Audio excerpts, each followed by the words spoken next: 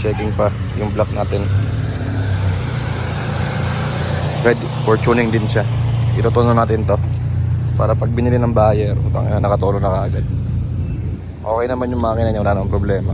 Hinahanap na lang yung reason kung bakit medyo namamatay-matay kasi siya. Pero madali lang yan, kaya na lang gawin niya paraan. Tapos yun, ready for racing na sila. Mag-race na yan. Yun, may EK dun. No kondisyon. Bagong rebuild. Oh. Bagong rebuild. Tahimik yung makina.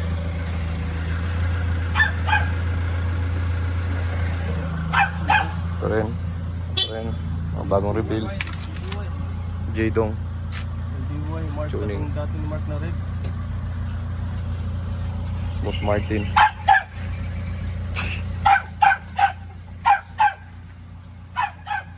Street garage kami, literally streets talaga. EG boss, tayo pa dun for tuning na rin. Boss EK nila, linis ng EK Nico, Wanico. Nakarota na, I don't know na yan. Sa malinis lang, bagong pintura. Tapos fresh body yan. For sale for 50,000. Ayun, hinahanap pa yung fault nung bakit namamatay. Update ko na lang kayo pag tutotono na. Pila yung tono si mga boss? Secret.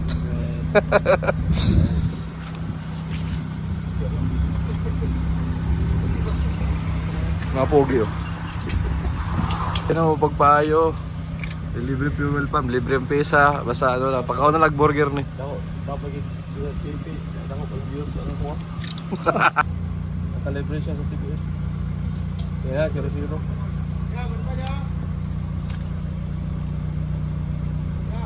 Wala.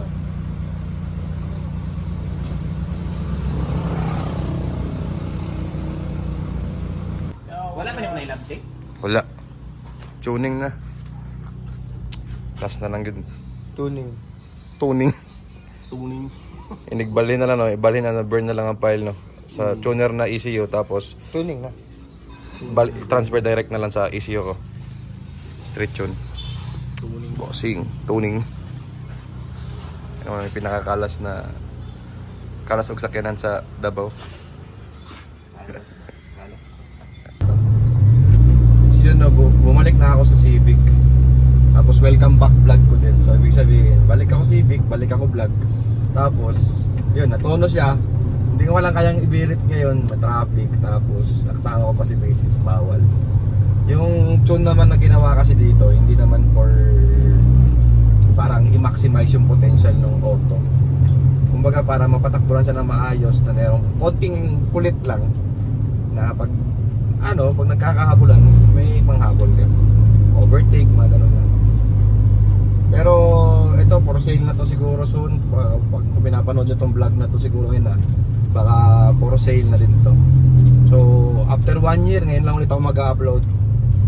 Subscribe na lang ako kung nakaabot ka sa stage na to. Yan lang. Thank you. Happy Civic everyone.